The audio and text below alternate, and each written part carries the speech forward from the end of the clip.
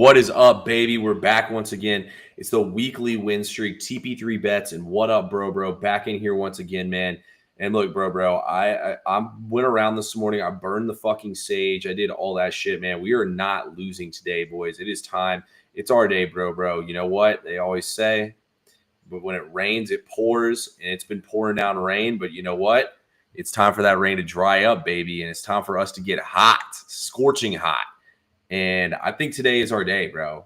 How are you feeling today? I'm really hopeful for the same. Not a great slate, so you have to really hone in. You have to really dig deep. You have to really look.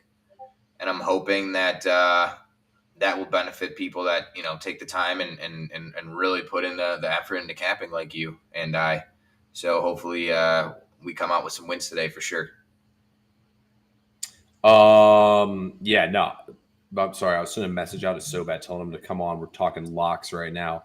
Yeah, no, I'm with you, bro. I mean, honestly, I think this college basketball slate's not like terrible. Yeah, it doesn't have like the sexy like ACC, SEC, Big 12 matchups there, but there's actually a lot of decent stuff on the board today. I think we can still win, man. I put a lot of work into this slate today. I have some stuff for y'all and some other games that I didn't even bet on today. So, I think we're going to win today, bro. I really do feel pretty good about this slate and whatnot. Obviously, yesterday, not what we were looking for. 4-4 day for me, man. I got to end this fucking losing streak somehow. I thought I was going to. Oregon State, though, cucked me down the stretch. Just horrible way to finish the first half, man. Giving up a 15-2 run to finish out the half and go from up 11 to down 3 going into halftime. I mean, man, that is not how you finish off a half, to say the least. But today's a new day. Fuck Oregon State. We're gonna, dude, I'm telling you, March Madness is almost here. It's the perfect time to heat up. We got the capping competition coming up. It's the perfect time to heat up, bro. I'd rather go through the rough patch now and get hot at the right time and win this competition. That's the goal, baby, is to get this dub and to win this competition. How are you feeling rolling into the competition? I'm feeling good. I feel like I might be at a little bit of a disadvantage because I don't do like 3-unit plays. I don't do a lot of that. So I feel a little bit of pressure to maybe try to force some things. But I think it's really cool. And nobody will say no to winning $5,000, right? So I'd definitely like to win it. How about you? How do you feel about it? I'm fucking winning. That's how I feel about it, bro. Oh. I'm winning. Oh. You know what? If I had some black Air Force Ones, I would go put them on right now because I'm stomping on the bookie's throat today. I'm kicking in his door. I'm saying, give me all your money. You know what? I'm walking in and I'm hitting him with a little. That's the vibes we're on today. By the way, look, I do not condone violence. I'm not even to get into being pro guns and not pro guns. I mean, I live in Georgia, so y'all can probably guess my stance on things like that. Look, we don't talk politics on here, but I think the new best celebration in all of sports right now is this one right here. They score and they hit it with a little. Yeah, showing them they got that thing on him. The best was Xavier Worthy on that Christmas game. He scores, he looks both ways, he just hits him with a little whoop. Yeah. Hey man, they stay firing. They keep them things on them. Yeah, Baker Mazzara hit him with it too in the Alabama game where he lifted the shirt up. They got them things tucked. The first time I saw that, I was like, what the fuck is that? And I thought about it for a second. I was like, wait, he's saying he's got the heater on him. I got that blicky tucked. Yep, exactly. Over here, whole night heater. Well, yeah, so I think that's the best one. So that's the vibes we're on right now. I got one on both sides today for the bookie, and I've got the black Air Force Ones, and I'm kicking his door in. I love it. That. No further ado, let's get into it today. Start out in the NBA. It's a lighter slate today in the NBA, but look, we got some great plays for y'all. Which game did you want to go to for your free play again? Remind me real quick. Bucks Nuggets. Perfect. So before you give out your play, I got to say a little something here. I looked very closely at Jokic to go over his points prop. It's over 100. It's over 26.5 minus 130 to 125.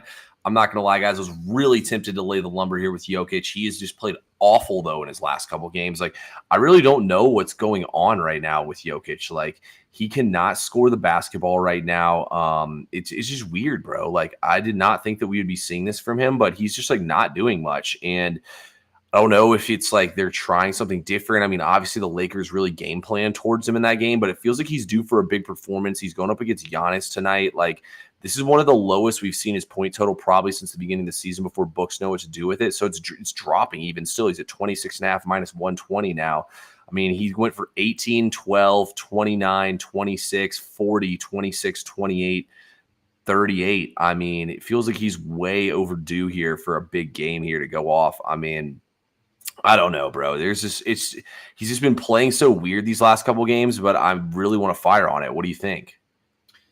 I mean, I don't hate the play, but yeah, I definitely feel like it's either one of two things. One, he's just in that post All-Star game slump where it's just Mhm. like, dude, I'm so ready for this to be over. Like, I'm so ready to get to the playoffs. Like, this is a long ass season. I've been doing this year after year. And you can tell, like, he's really good at basketball, but, like, I don't think he loves basketball. You know what I'm saying? Like, I think he shows up to his job like you and I would show up to a job. Like, all right, I'm okay with this. I need to make money, but, like, I can't stand this shit. That's kind of how I feel about him. But also, I feel like he's become more of the focal point of the offense, and they're running a lot more of the offense through him. If you actually look, last 5 games, Jamal Murray's assist numbers are down, comparatively speaking, to what he was averaging at the beginning of the season. And Jokic had that 19 assist game. He's had a couple of double-digit games in terms of assists in the last few. So we're just running him as the focal point of the offense in the high post, and maybe kind of taking advantage of double teams is what's going on there. But I couldn't talk anybody off of him tonight, especially against the Bucks. It's a really good matchup. He outstrengths Giannis and he just out talents Brook Lopez. Like, Brook Lopez is fucking he's so bad. He's so bad. So I really like the play. Yeah, Brook Lopez is going to hang around that 3-point line as well. They don't have BP anymore as Portis is suspended right now for 25 games.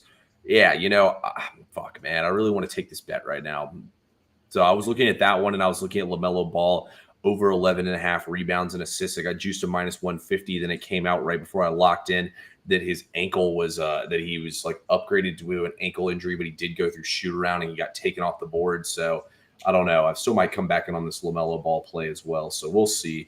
Might just rock though with my 5 plays for tonight that I have posted for everyone. I'm going to give one to y'all in a second. Let's get back on topic here. Bro has a play for y'all in this game. Bro, lay it on him. Yeah, and just I'll give you the official play, and then just a lean that you might want to look. The official play is Giannis Antetokounmpo over 39.5 points plus rebounds. It's minus 150, so it's extremely juicy. I have tried to get off of playing plays that are this juicy, except for in baseball, which is kind of a different story. But I really think this is worth the squeeze for the juice. I've read more and more this afternoon. There's going to be no minute restriction. We could see Giannis closer to his season average before the injury, which is like right around 35.4 minutes per game. So, and in past seasons, he's had like 36, 37 minutes per game. So we'd like to see him closer to his average as opposed to like right around the 30-minute mark. That said, though, his last 2 games against Denver, he's hit over this number. He's averaging 32.5 points per game and 15 rebounds per game against Denver. And I think we're just going to take advantage of this low number because there is a bit of an unpredictable in terms of like how much is he going to play and how good is he going to look out there. But realistically speaking, considering this is the highest total on the board today, I think there's a possibility that he could score 32 to 35 points. We just need him to grab a couple of rebounds and we're in there. So I really like the play, and sometimes you got to take a little bit more of a juicy play to see one go in, and I really would like to see this one go in. It would mean a lot. So, you know what? You know what they say, bro? We're teammates, and you know what teammates do? They pick each other up. So I got some stats for you. You're really gonna like to hear. Oh shit! I love this. Giannis Antetokounmpo has scored 25 plus points in every matchup versus Nikola Jokic since 2020. 36, 29, 31, 29, 27, 30, and 31. Damn. There you go. I love that. There you go. Yeah.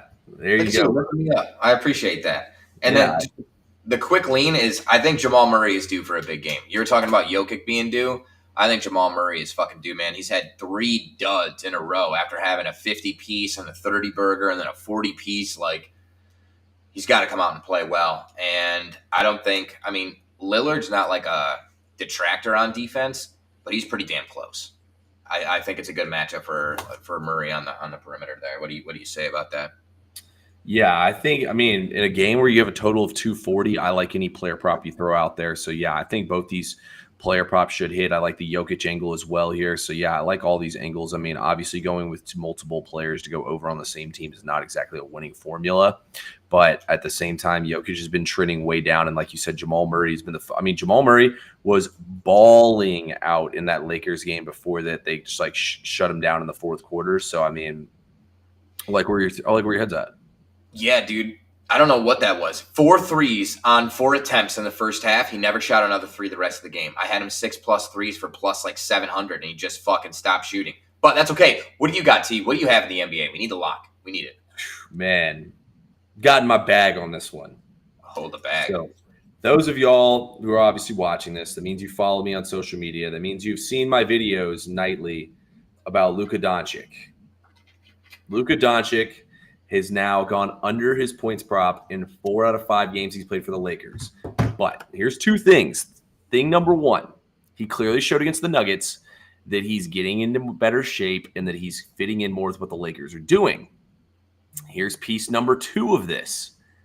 They jacked his prop line up to 32.5, went all the way down to 30.5 versus the Mavs.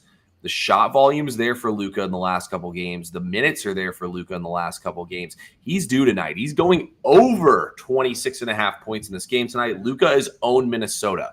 So Luka against Minnesota. He played against them 7 times last season, went over all 7 games, and his lowest performance was him scoring 28 points. This season, he's gone up against them twice. Once he got hurt and didn't return on Christmas Day. The time before that they played, he scored 24 points on 10 of 27 from the field and could not throw it in the ocean. He went 1 for 7 from 3 last night. He's due here for a huge game. I don't even hate his over 3s in this game, but I think Luka's going to go off here. Let's take him over 26.5 points. It's time to buy low, guys, on a superstar, and that's what we're doing here with Luka Doncic. And these are the type of spots I look for, and this is why I consistently win doing this. Whoa. Boom, let's go. Wow. We really like that. Hey, and just so you know, Gobert out, Randall's still out, DiVincenzo out. That leaves Mike Conley or Rob Dillingham to guard Luka. Neither of them. Mike Conley's ancient. Love him. Ohio State Buckeye. Ancient. Rob Dillingham is a rookie. I mean, that's not the type of matchup you want to be looking at. I really like that play. I really like that. Hell yeah, that's what we like to hear, bro. Yeah, no, we're definitely going to cash out, I think, on these 2 plays. It's time to buy low on Luka, man. Everybody's talking about his unders. It's time to talk about Luka overs, baby. So we're going over on this one. Let's see here. Let's go to college. I guess there's nothing really left to talk about in the NBA today. We hit the 2 biggest games, the 2 national TV games. I mean, the Hornets might be the worst team of all time, and yet I still really want to bet a player prop on them. So that says a lot about me right there as a person. Anyway, let's come over here now to college hoops. Typically, Bro starts us out in college hoops. I'm going to start us out this time and go back to – we're going back to back, baby. That's right. We're going back to back today. Yeah, guys, we're feeling the vibes, man. We got to get the vibes up somehow. Yeah. Let's go with a gross play right here. Jacksonville State versus Liberty, first half under 63.5 points. Look, this is a very low total here.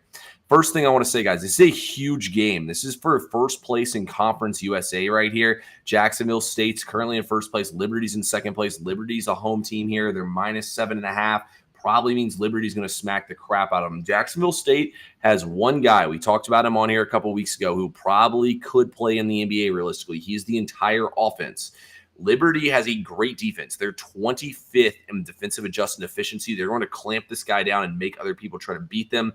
Jacksonville State's offense is not great. They're 129th in offensive efficiency. You look at both teams' totals. Their totals are consistently lined under between 130 to 140. So it's not like we're paying a tax in either direction for some sort of crazy under total. But you look at both teams. These are dead nut under teams. Liberty's gone under the total in 6 out of their last 7 games. Shockingly, the 1 overs against UTEP. I looked at UTEP. Typically, every single team in the conference is going over the total here against UTEP. Just like that, Jacksonville State went over the total against UTEP and is on an under streak. Other than that, they're under an 11 out of their last 15 games. 2 of those overs coming against UTEP right there. So that tells you that that's an over team. These are under teams here. You look Like I said, there's a lot on the line here. We're going for first place in Conference USA. I think both teams are going to come out sluggish and really rely on defense in an ugly game here to win this game. I think we're going to go into halftime with like a 27-20 type score, and I think Liberty will come out and smack them again in the second half. But I also don't want to get caught on the wrong end of fouling with a 134.5 total. That leaves a lot of room for fouling to fuck you. Therefore, we're going to just take the first half under here, get in, get out, and hopefully be kicking back with our feet up, not even thinking about this game after. That's genius. Yeah, I really like that. I like that a lot. Wow. Sharp angle there. Yeah, you don't have to worry about the free throws. You just get in, low scoring. And it is going to be, because it's for the champion or the lead in the conference, it's going to be highly contested. There's game stress, game pressure that is, on either side. Shooting is definitely affected. So I like that play a lot. Yeah, for what it's worth, too, I know I'm a sicko, man. I know a decent bit about Conference USA. In Conference USA games, not a lot of fans show out to these games, but Liberty will bring a decent crowd to this game. They typically have one of the better crowds in all of Conference USA. Typically, Western Kentucky, and Jacksonville State have the best crowds coming out to game-wise, so there should actually be some butts and seats for this game. I would expect a packed out arena. This arena is not going to sit more than like 6,000 people, so they should be able to fill that thing up. And the other thing I want to say too, guys, is with postseason basketball coming up for conference tournaments, I highly recommend, if you like an under, looking towards the first half under in these games. These teams' season's on the line, and they will foul, and draw these games out down the stretch at the end. Like, I'm talking like ridiculous fouling. Like, there'll be 4 minutes left, and they'll be down by like 10 points, and they'll just start fouling just to try to extend the game and make the other team miss free throws. Like, they get so ridiculous with this fouling stuff. I've seen it way too many times in these games, so I highly recommend looking towards first half unders when conference tournaments start. Yeah, no, absolutely. And also, look at teams that have absolutely nothing to gain from winning the conference tournaments. Last year, Alabama made the Final Four, and they lost in the first round of the conference tournament. Tennessee also lost in the first round of the SEC tournament, and they went to the Elite Eight. That's just in the SEC when I did like a little bit of hyper research. So just be really careful. A lot of the top competing schools, like, it's super important to win a conference championship, but it's like way more important to win the national championship. So teams with national championship aspirations, I would just be hesitant to back them against the spread, especially in conference tournaments. Yeah, absolutely. Like, I'm pretty sure UConn lost the conference championship to Marquette, and then they came out You're right. and won it all. And like, honestly, this is the one comparison I always like to make. Virginia, they lost in the so the year when they won the national championship, the year before, obviously they were the number 1 seed, lost to a 16 seed, got embarrassed. Then Virginia comes out, they play Florida State in the first round of the ACC championship game or second round of the ACC tournament, get run out of the gym. It was either the first or it was the second, because it was the Final Four in the ACC tournament. That reinforced in their head, yo, you can get bounced out of here at any point in time. Let's get ready to show up. A team I would look to play on if this happens to them is Auburn. Think about it. Auburn wins the SEC championship last year, gets embarrassed by Yale. If Auburn gets bounced out of the SEC tournament pretty quick, like first or second game in the tournament, I would love to look towards them in the next round, because I think that that's like a team who needs to win. You know what I mean? Yeah, no, 100%. 100%. And they've kind of already learned that lesson. Hopefully they've learned that lesson. So it's like, yeah, we would love them to come out unfocused in the SEC tournament and get kicked out. I would love to see them. If Auburn loses in like the first or second round of the SEC tournament, we'll be all over them in March Madness. Yeah, 100%. 100%. Them. I like Alabama, man. I think there's very few defenses that are going to be able to stop them. I still think my championship favorite right now would be Florida. I think Florida's going to win it all. I don't hate that look at all. I mean, to be honest with you, I would love to pick Houston, but I just don't see any. I think that Auburn, Alabama, and Florida are probably the 3 best picks. So I'd probably pick Auburn. I mean, no shit, everybody's going to pick Auburn. But as of right now, I'd definitely pick Auburn. Now, my bracket, I'll probably do something ridiculous and pick like Houston or something, just because I like to pick the most unpopular 1 seed.